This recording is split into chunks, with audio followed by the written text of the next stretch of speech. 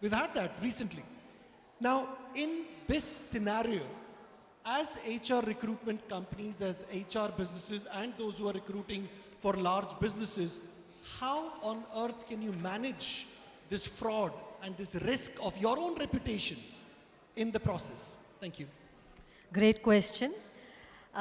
In fact, this was one of the questions. I ran a poll with some of my HR friends once I got to know I'm on this panel.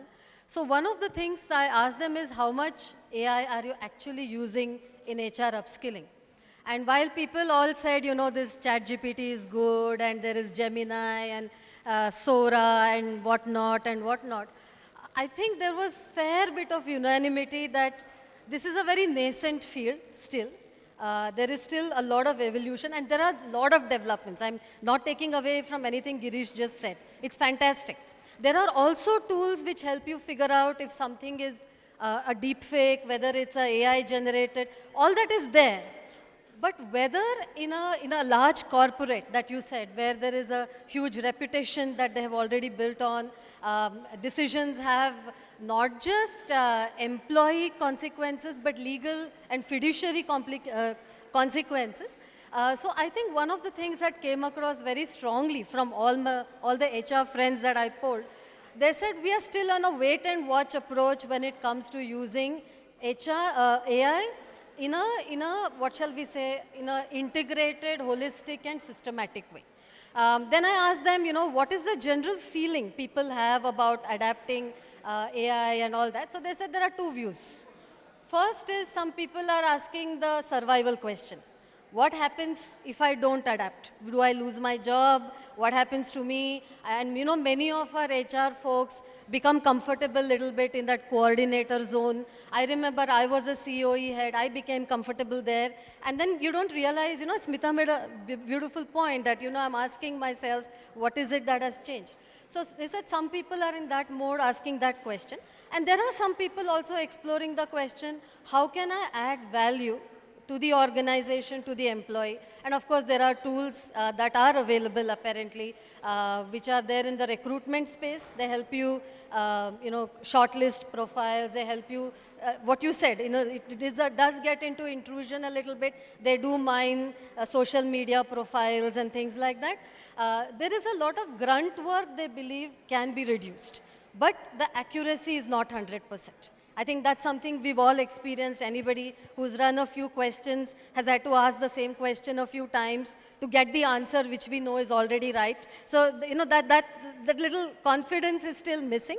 The other thing that they said is that what they hope to do with this is to be more able to mine internal data, especially for things like performance appraisal. There are tools today also. I think it's called something perform. I forget the name. There is a tool out there.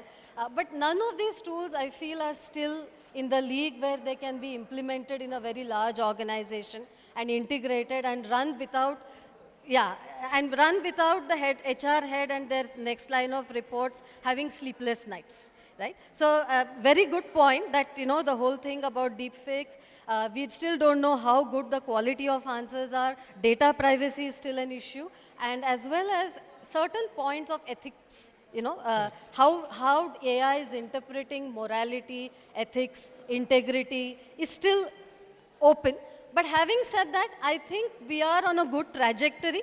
It may take us a few months, a few years to put it into application. There are fantastic things coming out in AI, but I think larger organizations are still cautious, and I think they will still take a little time. They're dipping their toes in the water, but not yet making the leap. That's my sense. Thank you Just so to very add. much. We are almost out of time here because I've been getting this, but I want to give a quick opportunity to the audience here.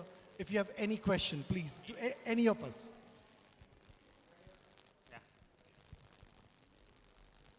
We'll literally have to wrap it up in 1 minute before we are booted off the stage.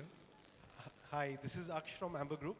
Just a quick question. My question is slightly provocative and scandalous, especially for HR practitioners, but for somebody from the business side. But somebody from the business side who's, so I'll just repeat start from the beginning. My question is going to be slightly provocative and scandalous, perhaps, to ask in an HR conference. But I'll tell you quite honestly, somebody from a business side who's looking at a P&L and is constantly looking at overheads eating into the profits. My question is, when do you see a future where we can completely disrupt the need for HR and replace it with AI? I know it's provocative. It will never. So every system